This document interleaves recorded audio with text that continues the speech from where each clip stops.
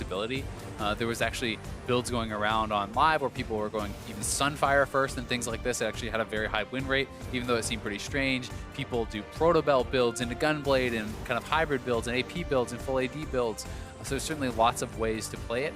I think that if you do go the Duskblade full assassin type Shaco, it certainly becomes very difficult in the late game to play those team fights, but you can always go off into kind of split push type setups. We are back into Champion Select now for the Remade Champion Select. Remember that the players and teams are going to be locking in identical champions for the first time you saw this song and dance, with the exception of the final pick from FlyQuest will be allowed to be changed to whichever mid laner they deem appropriate for high. Yeah, so everyone's just going to be going right through this very, very quickly. And I'm assuming we are going to see the Anivia from high, as that is what he intended to pick first time around. But that said, I'm not sure that he is actually locked into having to do that because it was the accidental selection of Azir. Everything else going to be exactly the same down to the order. Sometimes you see things like this happen and they just end up locking in the same champions, but not necessarily in the same order. This time it's point for point, man, exactly to the letter. These teams were doing it as a carbon copy up until this very last step. Altec locking in the Shaco. This is the part where we go, oh man, look, it's a Shaco. And then coming up is the part where we're going to go, oh man, look, it's a Kled. Do we have to cast the champion select the same because they have to lock it in the same? Because they have to lock it. I feel like we've already failed if we. Yeah, we've already failed if we had to actually do that because we're kind of we've gone off the rails completely. Kind of just lollygagging our way through here now, waiting for this final pick. All right, here. Now's the one we're actually paying attention to. Drum roll, please. Anivia. Anivia it is. Locked in on the side of FlyQuest. You got the right bird this time. Or 56 seconds away from actually jumping in. So how do you compare these two picks? What do you think the Anivia is going to bring that the Azir will not? I mean, I think that there's more early game power. There's safe wave clear. I actually think that there's kind of higher playmaking in combination with some of these picks as far as using the wall for early ganks. If you want to actually attack mid lane, I think that something like a level 3, level 4 Anivia, that's a lot more powerful gank assist than the Azir was, right? So I think that's one of the big changes. This to me looks like a lane you can attack. That means that both the solo lanes are great options for Moon to play around. If you can land the box sphere coming in or the Anivia Q, that's stun, you can layer the other one very easily onto it and threaten the victor with pretty easy first bloods. And that removes kind of that problem we were talking about last game where, oh, it's just going to be top. He's going to be ganking top. That's the only lane that can actually help him gank. Now you've got a couple of different ones. Now with different opportunities there, with different options there, you can keep him guessing a little bit more. Yeah, you certainly can. I think it's kind of going to give them more options in the mid game, the early game, to be able to kind of get Sivir to that 6-item stage. And I think this is going to be a pretty interesting game. And even though we think of Azir as like the definition of a late game champion, the definition of a scaling champion, Anivia is not exactly a champion that you can just disregard in the late game either. The damage that she can put down and the plays she can make with a well-placed wall can be late game victory points. Yeah, it certainly can. And similar points apply for the Kled. We talked about the Azir ult disengage on the Kled ult. You can actually just drop the Anivia wall across that and he'll just go smack into that, I do believe. I don't think that he'll actually get to run through it. So that is an interaction we'll have to actually track there too, because if Kled cannot get in, it's certainly much more difficult for him to find those good pickoffs. Here we go. You can hear the crowd. They're excited. We're excited. It's game number 2 of Phoenix1 versus FlyQuest. Phoenix1 with their victory in game number 1 means they only have to find one more win, and they'll take the series and take the number 3 spot definitively away from FlyQuest, who are looking to grab their win here, take it to game number 3, and grab that spot for themselves. The Spiderling going to be finding balls out there on the backside of the red team red buff as Zig moves further up into this area with the rest of the team right behind him. Phoenix1 not willing to just play the stand around and fan out game this time around. And Moon has actually elected to change his summoner here, so he is playing with the exhaust, and he was allowed to do that because there was the pick change. All players were given the option to actually switch up their summoners, and he had chosen the Ignite because he thought that would work better in combination with the Azir, whereas he feels more comfortable playing with that Exhaust alongside the Anivia. Interestingly enough, that still will be the one Exhaust on their team because Lemonnation has opted for the Ignite on the Karma as well. So one thing to keep in mind is in that bottom lane 2v2, it's going to be Ignite versus Exhaust on the support, so a slight difference away from what we would normally expect to see there. Yeah, definitely a little bit surprised to see the Ignite on Lemonnation. I'm not sure that this is a lane where they can actually have that sort of kill pressure, but it may simply be opening up the option to target bot lane as well, right? Anytime you have Ignite, you have higher kill pressure. We've said, hey, top lane looks like it has pretty good gank assist. Mid lane has pretty good gank assist. Now if you have a Karma with the Ignite plus Exhaust combination is extremely powerful for any early gank. So that may have just opened up a third lane for him to kind of go for an attack. Very clean early jungle start there from Moon, dropping the boxes at both camps. The one little box died before he ever got to do anything, but the other boxes all did their jobs very well, so... That box did its best, Flowers. That box did its best. Some boxes just aren't cut out for the job. Ball's going to be caught by the bear trap on a rope, and Zig jerks him right back into the fight, but there's not really any fight to be had at level 1, so Zig's just going to do whatever he can to harass him for the time being. And both players going to try to posture, zone each other off of CS, really kind of contest that as much as they can, and we'll track this in the bot lane. Is Ezreal and Nami able to push them in and really poke out the Sivir and the Karma and get an edge there? Or will the Karma and the Sivir be able to shove out and really kind of control the wave through their superior pushing power? Right now, Ezreal and Nami are having a very nice time in this lane, shoving their opponents back. Yeah, 13-5 in CS is really not a good spot to be for FlyQuest early on. Luckily, it's still only the first couple of waves, so they're going to have plenty of time to fix that up as the game goes on. Medios is clearing through his own jungle, as you can see there. A ping coming out from Moon into the enemy jungle on the back side of the red buff, showing that he's going to be moving up towards there, kind of seeing if he can find anything. Medios still just clearing out those Raptors. Ryu eating a lot of damage. He's actually wrapping around bot side. They have been pushed up. He's going for this early level 3 gank. We'll see if he can pull it off. In goes Moon now. This could be very, very effective with that Ignite ready to go. Stunt looking to get himself back. Exhaust and Ignite come down, but it won't be finding the kill. Arrow looking to find even more damage onto Moon. Arrow's jumped into this. Medios is here. Forward. Lemonnation going to be brought low. Medios looking to come in, maybe find the kill if he can, but Lemonnation getting himself back. P1 tries to find the counterattack, but it won't find any more success. The initial one did by Fly.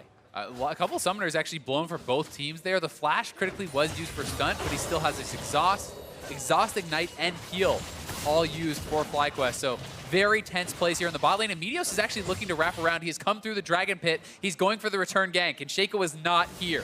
Flashes are up for Altec and Lemonnation. Other summoner spells are not. Medios wants this damage if he can find it, and Altec is going to be first blooded. Altec just sees no way out for himself there, not even going to commit. The flash tries to turn and get a kill onto Arrow, does not happen. And once again, it's P1 striking first in the bot lane. And there's some of that decision-making that we talk about when we talk about Medios. He's been away from pro play for a little while. The game might have changed up a little bit, but he still knows those basic rules of jungling. When to come back, when to make your play, who's going to be vulnerable. Yeah, he certainly does, and he's playing the Elise so well. He's a guy who's been playing time and time again, and Elise is able to continuously go for these ganks. He's very healthy, you have a great clear, has double buffs, and knowing Shaco was chunked out, he felt confident that this would not be counter ganked. So easily moves down, picks up first blood for himself, and Medios has been off to a great start both these games. 1-0-0, feeling pretty good about game number 2 here. As Zig going to be eating some damage from balls, getting himself back now, doesn't want really anything else to do with the fight now that he expended his abilities. One thing to actually track here, even though that looked like a bad trade for Zig, he has not TP'd back yet. So when you are in this position where your opponent TPs first, you generally want to trade out your health as a resource, force them to use potion charges, get as much damage as possible, then you base at low HP and TP back into what is hopefully an advantageous lane for you. Medios will now be skrittering towards this top half of the river, throws down a control ward to just kind of keep an eye on whatever might be happening. Considering that's a control ward, he'll also be making sure that Moon's not able to put any vision down in that area without it at least being detected at the start. Wants to try to keep as much of an eye on this guy as he can, like you were talking about, putting the wards in those unorthodox places, just trying to see him a little bit further out before he comes. Medios behind high here, though. He has no idea. I might be in some trouble. Flash going to be used. Here comes more damage coming in. Thunderlord's going to be procced up into the air. He goes. And Ryu and Medios should be able to scramble this egg nice and easy. Medios 2-0. Commits the flash, but an easy kill there for P1. And Medios is just off to such a great start here, even committing to a more aggressive jungle enchant because of this. He goes for the skirmisher saber, not looking for the warding. He's looking to fight. We said it earlier, you talk about Shaco in the early game, but you can't sleep on Elise. And right now, Medios is doing anything but sleeping. Phenomenal start in game number 2. We're gonna make this a 2-0 for Phoenix1 as Bald gets himself jumped on by Zig, but Nautilus is still pretty darn tanky. Yeah, Nautilus early game, very powerful, especially when you look at the trifecta of items he's basically purchased. Double Dorans plus the Corrupting is a lot of early game power here for Balls, so expect him to be able to go even or win out on a lot of the early dueling. Wards in the enemy jungle, placed down now by Phoenix1. Zig getting that control ward down at Moon's red buff. And if Medios is hanging around the area when that respawns, I can guarantee you he's going to have the edge in that 1v1. Yeah, he certainly is. With the extra gold, with the Skirmisher Saber, that's going to be pretty massive. And nice little chunk onto Arrow, but you have Nami. Nami allows you to trade aggressively with the E, and at Tidecaller's Blessing, you can get healed back up, no problem. And that in combination with a fantastic Ezreal player who's hitting those Qs constantly in lane, makes it a pretty difficult lane. 61-50 in the CS, so still a solid lead being built up by Arrow over his counterpart right now. Other biggest difference in the game going to be that 70-50 lead for Balls' Nautilus over the Kled. Yeah, but we can track now that Moon is picking up the Tiamat, so he's not rushing straight towards a Duskblade or doing anything like that. The early Tiamat is quite standard as well on Shaco, just really boosts up your clearing power. You can go a lot of different directions from this. You certainly don't have to complete that Tiamat item early or sometimes even ever. But I have seen people even do things like Triforce, Titanic Hydra. Those kind of builds are very popular on a lot of different champions right now. So pretty excited to see where Moon takes us. Moon grabbing that red buff also gets him level 6. Now, there's one thing about Elise. Your level 6 isn't exactly as impactful as a lot of other champions' level 6s, so Medios not going to be feeling as good about it as Moon is, but we'll have to wait and see if he can actually make any big tricky plays off the back of that ultimate. And he is going to be feeling good about the fact that he had warded out Shaco on that red. The pink ward doesn't get cleared. They know exactly where he is. They can anticipate where he's going to go because of this. And we will see if Moon can get anything done. One of the great things about the ultimate is it allows you to solo out the dragon. You actually have the potential to take down Rift Herald pretty easily too, because your clone can proc the damage onto him. It looks like they're setting up a fight here in mid lane, but Medios is lying in wait. Ahri and Moon making the play onto Ryu. Ryu goes down before he can find any sort of a counterattack onto Ahri. Medios is not there in time. And that is the play we talked about, setting it up, the advantage of the Anivia over the Azir. You land the stun, it's followed by the fear, vice versa works too, and now straight to that dragon. So he's gonna make use of his ultimate early, executes on a gank, and finally is getting something done here on the Shaco. Shaco can be so very effective at doing these because of the tanking power of that clone. Just throw him right in there, he's dragon food, but you get the objective, that's what matters. Exactly, you stay out on the map, you're able to get that backstab off constantly, and Balls is in trouble here. Zig still has the ultimate. Zig trying to use the ultimate to dodge away from the Nautilus ulti, but it doesn't end up getting him away from that knockup just yet. Almost able to find the kill. And still, Flash Force, ultimate out of Nautilus there too. Now you are more vulnerable to getting dove, to being bullied out here. The wave is even slow pushing towards Zig a little bit, so Balls is going to have to expend his TP. We'll see what Zig can do in the following stages of this lane. Ahri, though, after helping Moon grab that kill there in the mid lane, now feeling pretty good about where he's sitting. Tier up and running, so he's going to be charging that. Catalyst the Protector also completed to build towards that first big health item that he needs. And the red buff is actually very nice, even on Anivia, just simply because of the HP regen. So even if you take some trades there, like this, as you fall out of combat, you get the bonus HP regen, and you can kind of more comfortably stay around in lane because you have so much mana from the Catalyst plus the tier, and now your health is a little bit more safe. Still 15.6 to 15.8 thousand gold overall, though, so these two teams couldn't be much closer in terms of what they're actually working with in power. So a big play from either side could tip the scales of this game and really give a big momentum boost to whoever's able to make it. Definitely could. This is not like game one whatsoever. Both picks, the Shaco and the Kled, have looked pretty good so far. You know, and it's not something where there was this massive requirement for them to snowball in the early game. They actually have a pretty well-balanced composition for the most part. They have their big tank in the top lane. They have AP, they have AD, they have a hyper-scaling AD carry. So there's lots of ways for FlyQuest to win this game, and likewise for their counterparts, Phoenix1. Right, we're not playing the Mordekaiser game anymore. We're not playing that you gotta win early or you're not gonna win at all. Moon trying to make another gank here in the mid lane. The Jack in the Box. It's gonna find the fear from the wall. Nice combo, but the flash will still get Ryu out alive. But that's that summoner force, and they can go right back to it. There's no major cooldown expended to actually make that gank happen. So Moon can sit around, he could go for the return. Even if he doesn't, Ryu has to play with the respect that he could be looking for it. Moon going to be heading towards the bottom side. He'll walk over a control ward on his way down here. Let's go ahead and take the time to clear this out. There's no way that Stunt and Arrow can do anything to stop him.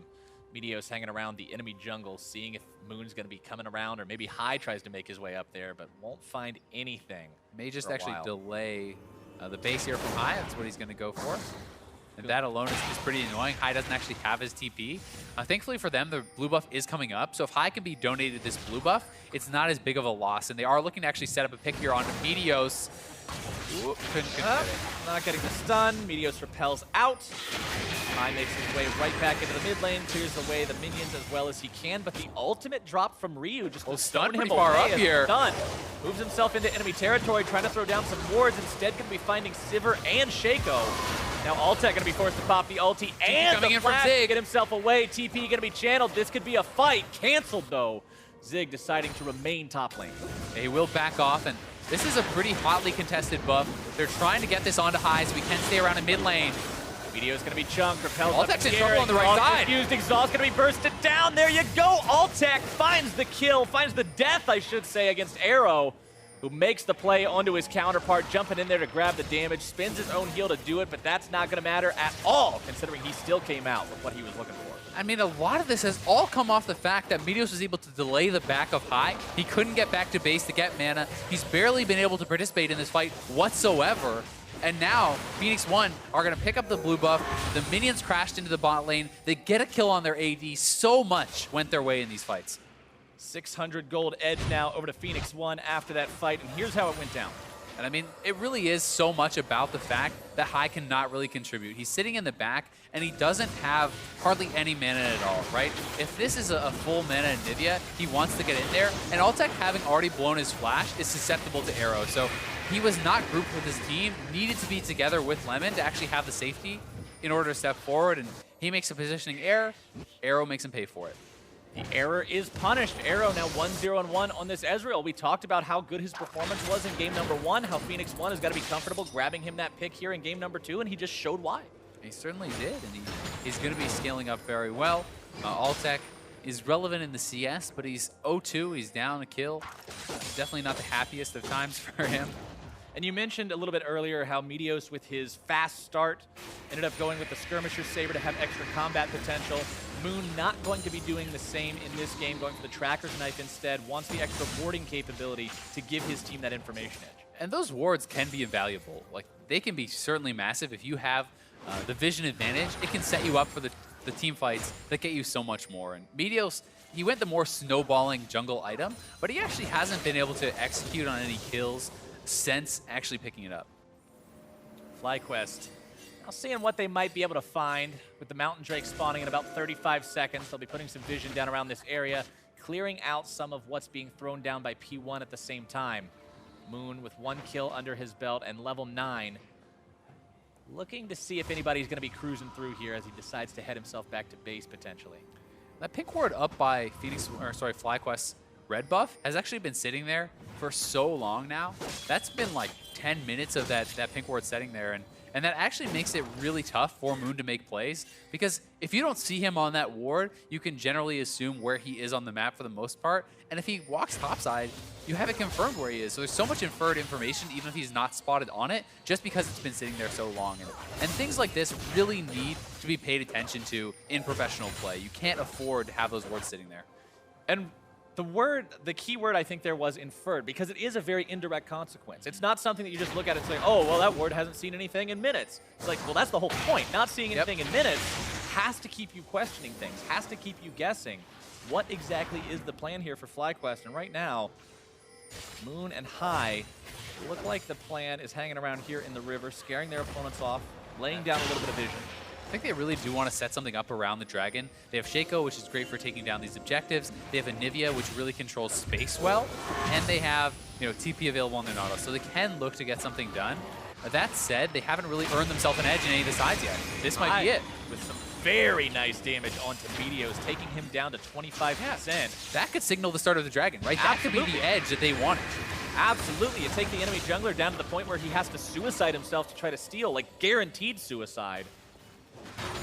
It's not really a contest they want to make anymore, so FlyQuest going to go ahead once again, utilize that Shaco clone. just start tearing this Drake's health to pieces. So good vision around the dragon. High makes a little play onto Medios, chunks him out, and they will be able to secure the second dragon in a row going FlyQuest's way. Moon grabbing that one. That's Earth on top of the cloud that they already had from earlier. Next one is going to be yet another cloud, and those cloud drakes are going to help this Shaco move around that much more effectively from lane to lane. Medios around that top side. Zig does have his ultimate available, and obviously cooldowns are back from balls. They were not able to execute on the flash disadvantage, but Medios really decided to go for anything here. Doesn't look like it. Balls is all armor, so Medios will do a significant amount of damage to him if he does manage to get that burst off. At the same time, Black Cleaver now done on Zig's Pled means he will be able to cut through some of that armor. But when the guy's stacking Cabby into Sunfire into probably even more, it's still going to be a tall order to kill him. One of the things that's really nice, though, for Zig is if he wants to split push, he can continually build for the one-on-one, whereas Balls cannot actually afford to ignore the magic damage coming out of the opposing team, right? So if you're building damage, that's always going to be good in the 1v1. But when Balls goes into Spirit Visage and things like this to deal with the Victor, it doesn't really help him much against the Pled. Also worth pointing out, the pink ward finally got cleaned up there. Finally gets cleaned up. It had a very long lifetime, though. We talked at the very start of this game about how sometimes the boxes just aren't good value boxes. That was a very good value Ooh, for Moon looking. Moon jumping over the wall, looking to make the plays if he can. Stunt going to be forced to flash, and FlyQuest grabbed themselves a free summoner spell pickup. They do pick that up. Medios down here on the bot side. Not sure that he has actually been spotted. This Phoenix1 has taken back vision control on this side of the map with a couple pinks in the river. Ahri looking to play around this. We'll see if he can find another pick.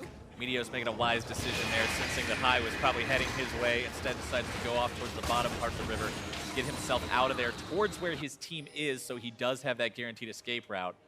Ryu waiting over the wall for High. High's also going to be taking the safe way out. Exactly, showing the respect to their opponents. These are little things where Ryu and Medios could very well be waiting in that bush. If you have not seen them, you have to give them the credit of assuming they could be in there. Well, that was actually a really good spell shield from Altec. Damn. That was a really tight spell shield. That was great. That was actually really impressive. Like, for a second, you didn't even realize it happened because he had the Karma shield on him, so you didn't see the bubble. But then it's like, wait a second, there was no damage whatsoever. That was clean. That was very well reacted to. I don't think that was warded out at all, so that was just pure reactions. But Ryu now they're the LCS. Damage here. Ryu going to be in some trouble. Throws down the Chaos Storm to scare High back. High trying to get himself out of this, but at the same time eating a lot of damage from that. Ryu actually comes out on top. Yeah, High probably should have just kept backing off, but he may be trying to bait him in for a Moon. Look how long the deceive lasts. Moon and Medios are both here, though. High's going to be egg. Stunt also showing up. High is going to be the only casualty so far. Ryu keeping himself alive, nice and easy. Moon going to be forced back, should be able to get himself away, or is he? Medios still in hot pursuit, volatile spiderling shot off, but not going to be finding it. There's the cocoon! And Medios is on a rampage.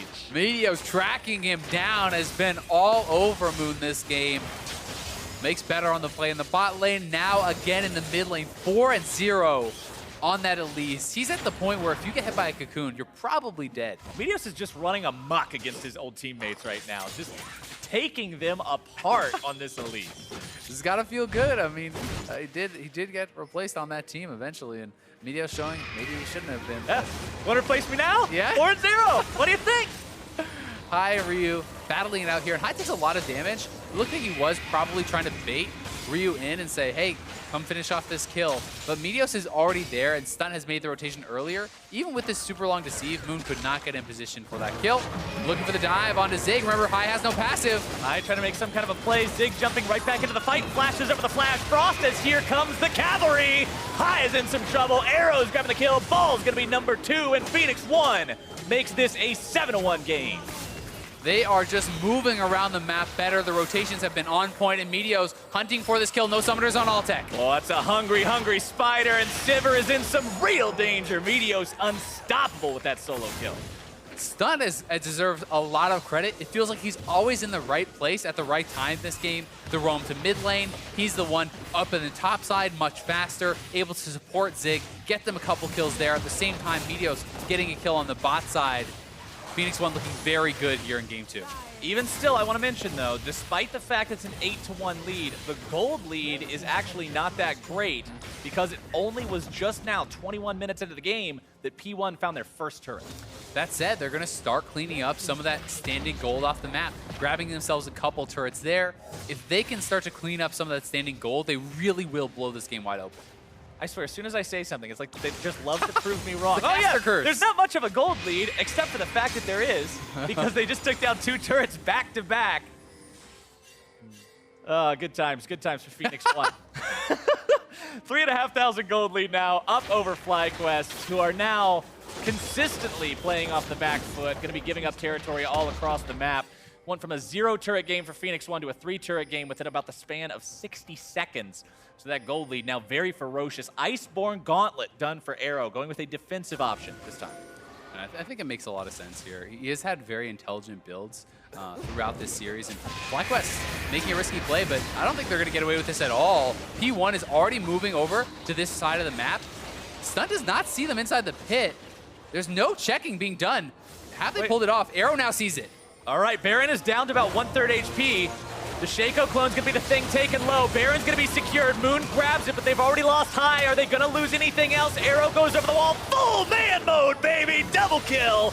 Can he make it a triple? Yes, he can! Arrow going off!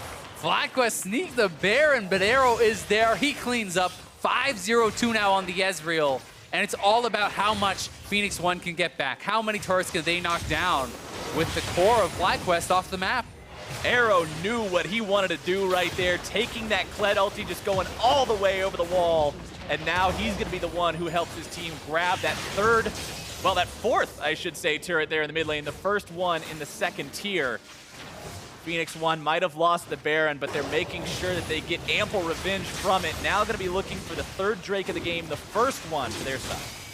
And one thing to say for FlyQuest is they have been losing control of the map, and at least they have taken away the Baron from their opponents. It's a pretty heavy cost to do it, as they give over 3 kills, they give over the turret, and they give over the dragon. But they can kind of go into turtle mode here now, right? You have the Sivir, you have the Anivia. That's something you can look for. But this said, if Arrow did not check this, like if he waited another second or two, FlyQuest probably gets out clean. Instead, Arrow has the sense. He sees everyone's missing off the map for quite some time, goes in extremely aggressively, cleans up 3 kills, and he's going to be so powerful in this game once again. And talking about breaking the Sivir and the Anivia defense, the other shining light for FlyQuest is, hey, they can't get Baron, right? Can't get Baron if they just got it. So FlyQuest, even though they don't get to have the buffs on a lot of their players now, there's still no possibility for Phoenix1 to take it. Yeah, exactly. Looking for a red buff steal there was Arrow, but was already gone over here onto Moon, and definitely going for a bit of a different build here. He's going, Warrior. This Phage, I'm a little bit interested to see if it's actually going to be something like a Triforce, or if he's going to build into the Black Cleaver. He does have the Ruby Crystal. The Ruby Crystal makes me assume it's Black Cleaver, but I'm a little bit surprised by that because I don't feel like they really need the armor shred here. Maybe just wanted to get some CDR that was a little bit more affordable.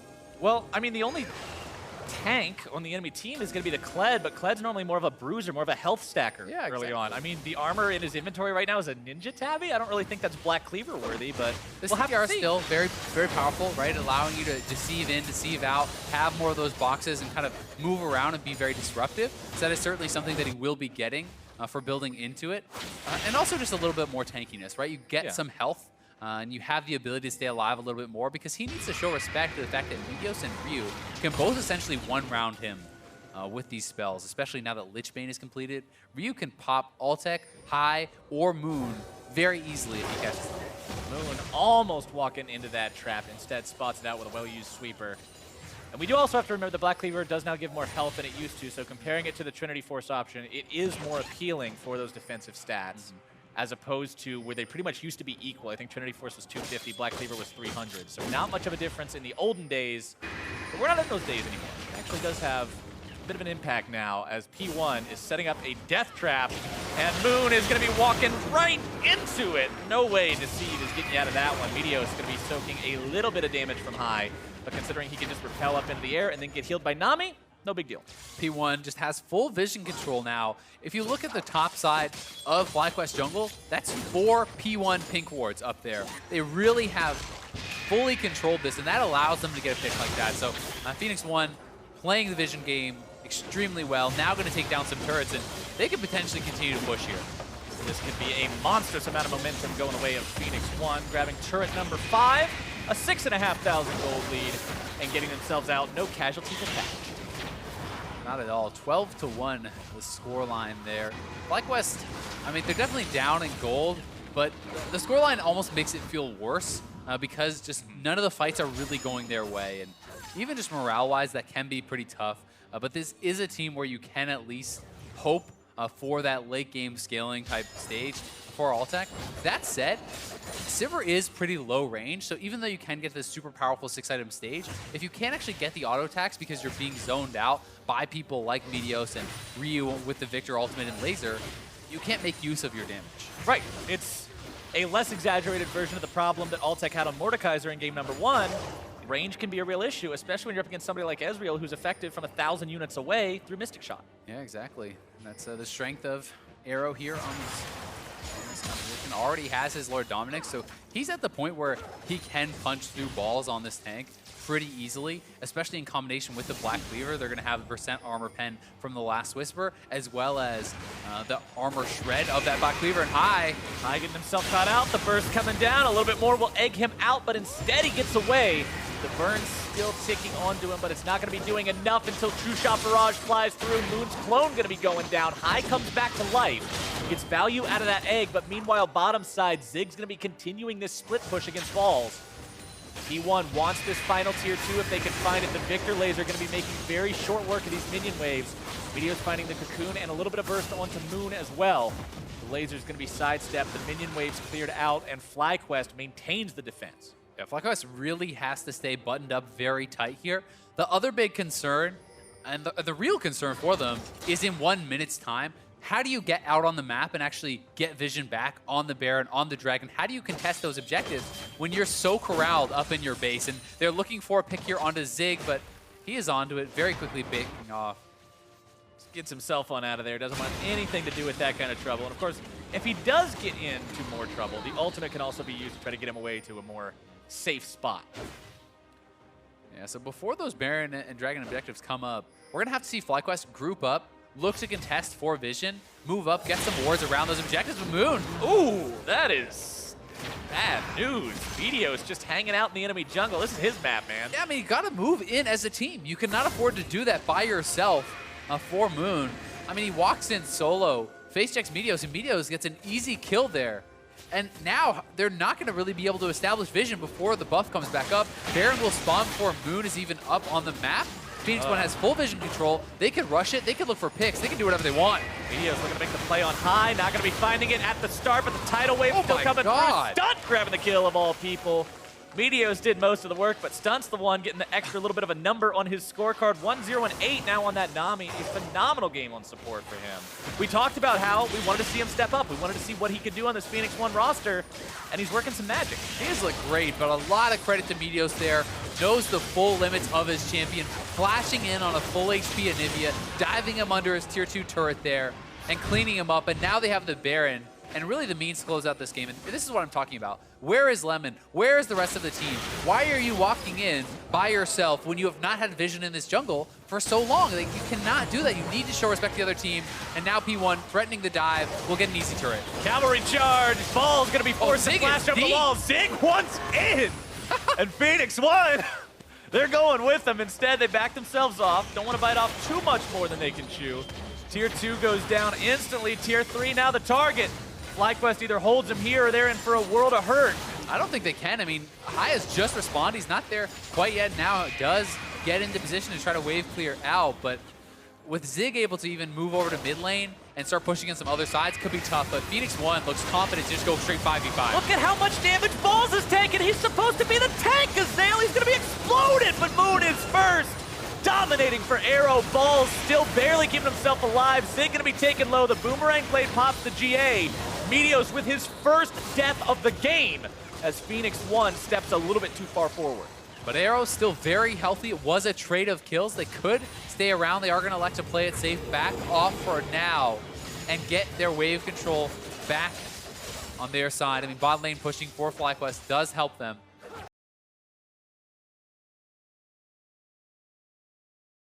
Dive in onto Balls, and although he took a massive amount of damage, he's able to live so long and stay up that there's a lot of carries free firing in the backline here. Hai able to get a lot of damage out, Altec able to get a lot of damage out, and although it is that even trade of kills, still, I would say, a victory for FlyQuest to defend their base with the Baron buff. And shut down the 7-0 Elise. Absolutely huge for them. Second kill of the game there. Second kill. They just doubled their kill count, Azael. You can't ask for better results than that. Phoenix1, though, they're going to even up the Drake count. Yeah. Cloud Earth versus Cloud Earth, and that is all that it's going to be for the small ones now. Elder Drake will come online about 6 minutes from now, a little bit shy of 38 minutes. It's going to be equally effective. Down to the letter for both teams. And Altec does have his 3 items, his big 3 items now. He has the Essence Reaver, the IE, the Shiv, so he's really going to start to pump out a lot of damage. That said, he needs something a little bit more defensive. He needs to be able to either pick up like a Maw or a QSS or something to give him some hope of not getting one-shot by Ryu or Medios, and that will allow him to be a bit more aggressive in the fights. Speaking of QSSs, got one up and running on Arrow now, so if he does get himself caught out by some kind of a stun or fear or anything else, he'll be able to escape it. And that'll be his last item to complete. He is almost full build now. A very scary Ezreal. Still no deaths. Actually, before that last fight, considering they only had 1 kill, there was only 1 person that had died on the side of Phoenix1. Really problematic for FlyQuest. They've got to manage to shut these guys down a little bit, but it is so very difficult, especially with Redemption and Locket on that Nami. Ezreal's always going to be well protected. Yeah, he really is, and there's so many threats, right? Zig, Medios, and Ryu are all massive threats, which opens up Arrow even more to play aggressively, to be someone who gets ignored in these fights and really take over. P1 with Baroned up minions still available, now going to be looking for bottom lane. Seeing if they can lay siege to this turret, but the Baron's about to expire. FlyQuest has done a great job holding on through the Baron. They have such really wave clear, and they're using the Anivia especially well in conjunction with those walls and the Sivir wave clear. Everyone is playing it pretty tight, and the fact that they didn't give up the Baron there buys them quite a bit of time to continue scaling. The next big threat is obviously the Elder. Will they move out and try to contest that, or will they just turtle up again and be too afraid of these picks? Standing against a P1 team that has both Baron and Elder is going to be very difficult, if not impossible. The question is that a lower win rate chance of just going out and contesting it yourself? Yeah, I mean, can you afford to actually walk out, even as a group, and face check P1? Do you win that fight? That's the question you have to ask yourself. You can move out as a 5-man squad, but if they're all waiting, do you win? Probably not at this stage of the game with the big gold advantage over to P1 and so many powerful carries. So, you know, FlyQuest has to weigh their options, and they're very good at making these decisive choices in the late game, but super risky either way. And look at all the boxes that Moon is keeping up as frequently as possible during this defense, making sure that if anybody dives from Phoenix1, it's going to be straight into a bunch of those. Oh, look at Altec. The ult gets dropped on him by Ryu. Victor ulti used. Moon's clone going to be taken low, killed off.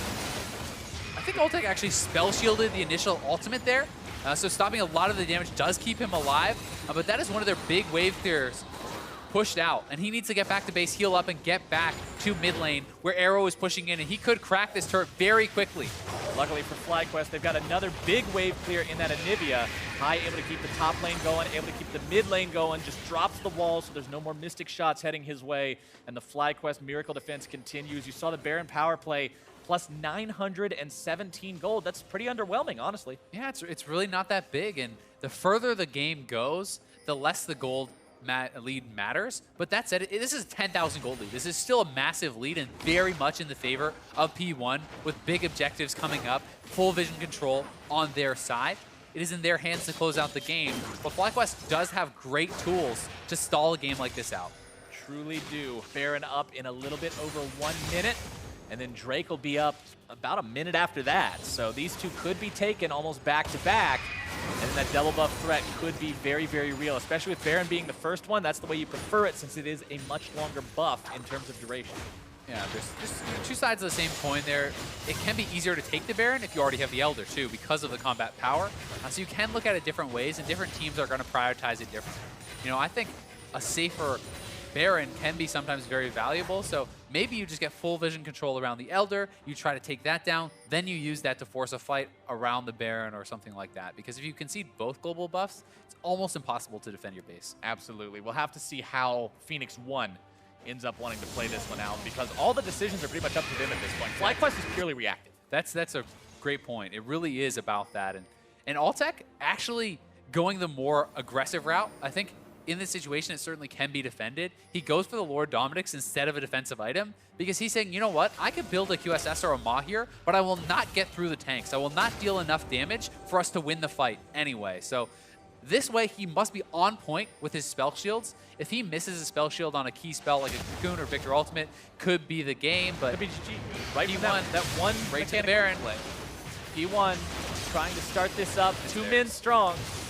There's just no chance. FlyQuest is way too late to move out on the map, even if they wanted to. And I don't think they had any intention of even trying to contest this buff because they have not moved from their base whatsoever. They know what has happened every time they face check their opponents. But the question becomes, can you give up the Elder too?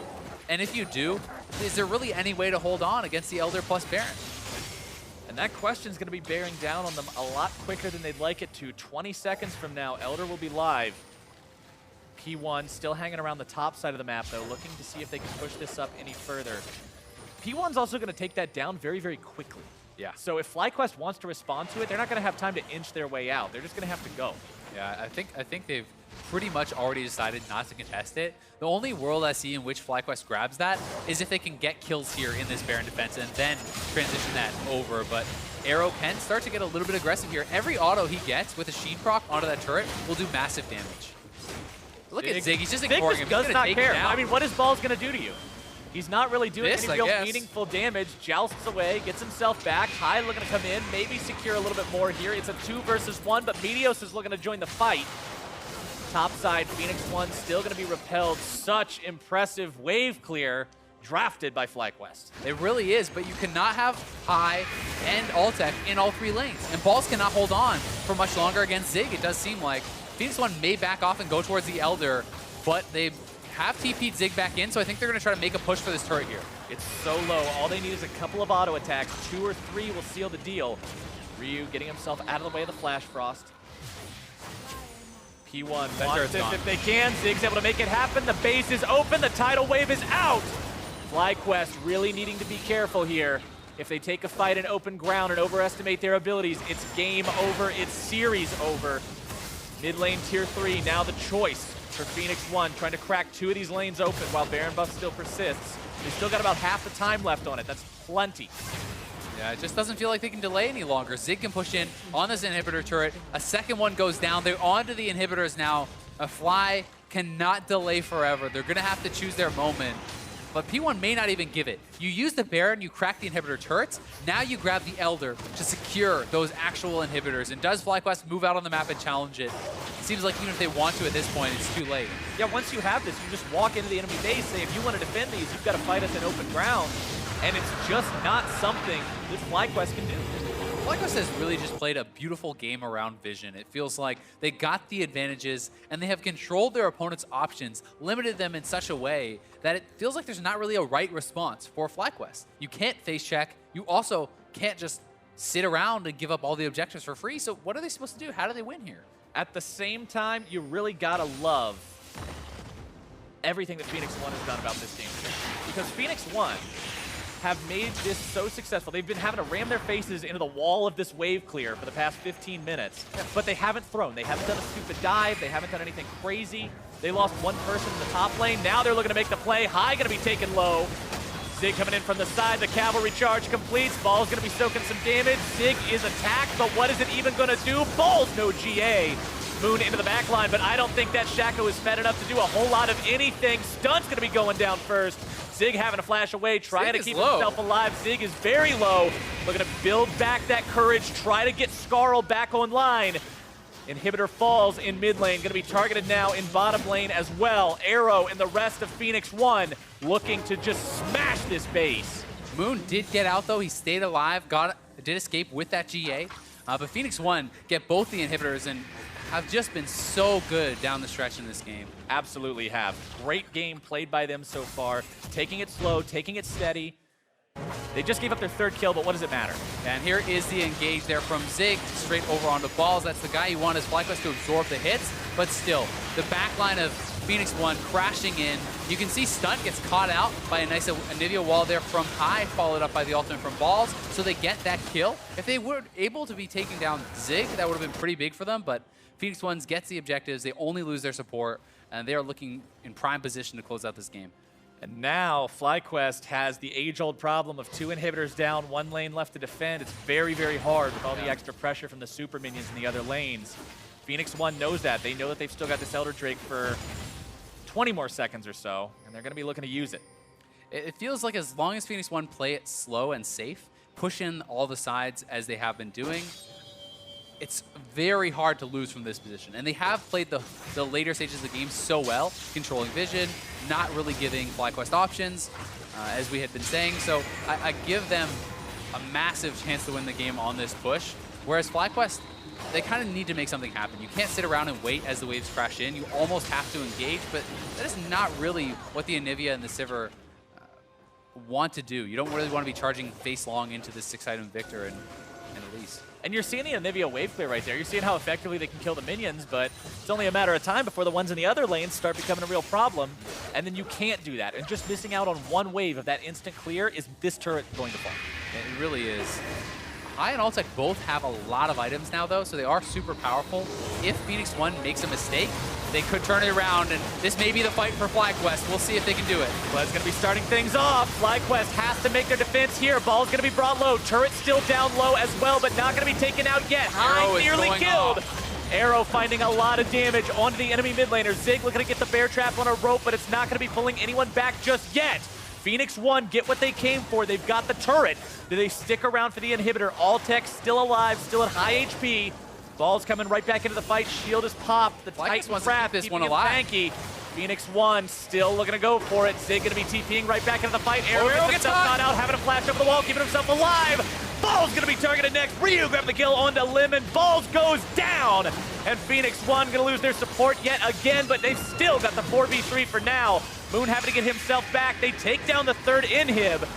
FlyQuest now has the impossible task of defending these remaining 2 turrets. So many minions pouring into the base. They still do have their wave clear alive, though, and it looks like Phoenix1 will back off. They've got the 3 inhibs there, though. Critically, Arrow was able to get so much damage out, stay alive, and that allowed them to secure that 3rd inhibitor. And Arrow has just been playing immaculately this whole series, but FlyQuest still hold on, and their bottom 2 inhibitors do not have that much time until they're back up. So the dream is still alive for FlyQuest, stalling and stalling and stalling. Altec is at 6 items. High is very close. The gold lead is starting to mean less, but Baron on the map, 3 inhibitors down, so hard to hold on. P1 going for Baron again. Looks like it's again going to be no contest. FlyQuest knows what they have to deal with. They know it's an uphill battle, practically a 90-degree angle at this point. But sometimes that's the hand you're dealt. You got to play it. It is, man. And I mean, certainly still massive chances here for Phoenix1, but FlyQuest has done an incredible job of holding on. Arrow, and that's the main guy it feels like you have to be able to deal with. If you can't take down Arrow in these fights, he will take over. It's 6 super minions coming in at a time, massive wave clear requirements, plus the huge amounts of damage backing it up from P1. And with really push to the limit here. Those minions having the Baron enchantment, man, this is hard. Yeah. FlyQuest needs to not only hold the minions, but hold them pretty far up, so as the inhibitors respawn, they can hope to keep the inhibitors alive. They can't afford to just have them instantly die once again, but they are getting pushed back. They don't have the damage to actually keep out on their map. And you constantly got to be dodging these lasers and mystic shots as well. Yeah. The poke is serious from this Phoenix1 team. The minions are still going to keep on pushing up. They're trying to just keep people near each wave to make sure they're enchanted with that Baron buff. Here we go. The purple tide has come. Phoenix1 looking to end the game if they can. FlyQuest with one final attack. Arrow going to be jumped up, keeping himself alive if he can. FlyQuest now going to be shoved back. Zig keeping himself alive. Moon going to be taken low, going to be taken down. Arrow, legendary. Medios is on Altec. 1 dead so far on the side of FlyQuest. Make it 2. Altec is gone. Ryu grabbing the kill. The Nexus turrets will fall. Ladies and gentlemen, Phoenix1 only has the Nexus to go. High is egged, and P1 will take the series. 2-0, Phoenix1. Looking so strong throughout this series. Arrow and Medios really shining here in this game too. And a great debut for Stunt on his new team. Really looking solid. A lot of credit also has to go the way of FlyQuest, holding on for so long in their base, but they could never really regain control of the map. And Phoenix1 just choked them out with superior vision play. Honestly, you got to give credit to both teams. Phoenix1 played the game slowly, they played it confidently, and they didn't give up any silly mistakes. FlyQuest also did one hell of a defense, making that game last as long as it did with a 14,000 gold deficit by the end. Even greater, I believe, by the time the dust finally settled. But yeah, Stunt with an awesome performance. We talked about Medios being played again today instead of Inori. He was able to do really, really solid work, especially in game number 2. Phoenix1 just as a unit rose up. Yeah, they certainly did. And Medios showing up so well against a jungler like Moon, who has been very consistent throughout the season, one of the top junglers in the league, I think is a great sign for Medios. He has been solid. He has had some hit or miss games, and he's had some very excellent games. I think this is the first series where we can say where all games he looked very good. The Elise, you can tell why he's banned away from. Yeah. Both games, he was first to make the move on bot side, getting the early kills for his team. And in game 2, he not only snowballed it, but he controlled vision, allowed them to get those objectives, and really was a key component to FlyQuest falling down. He didn't even die till, what, 30-something minutes? Just an absolutely awesome performance, especially up against something very unorthodox, very non-meta, and that kind of plays into the FlyQuest game plan of keep them guessing, play stuff that they're not used to, make them get out of their comfort zone. Medios wasn't affected by it. No, he certainly wasn't. And I think as a guy who plays a lot of solo queue, you run into the Shaco. You're not going to be super worried about it. And it felt like, although the Shaco was effective as far as forcing out summoners and putting on pressure in the earlier stages, in the late game, it's so hard for him to ever get anything going. And we've talked about Medios, we talked about Stunt, but we can't forget to also talk about Arrow, the man who was just always in the right spot, doing so much damage on the Ezreal throughout the entirety of the game, really showing off exactly what a top-tier AD carry can do. Yep, 2 games in a row, plays the Ezreal both games. Really not much to criticize about this guy. He can play it all. Well, for a breakdown of the P1 win, we're going to go ahead and hand things over to Dash and Kobe on the analyst desk.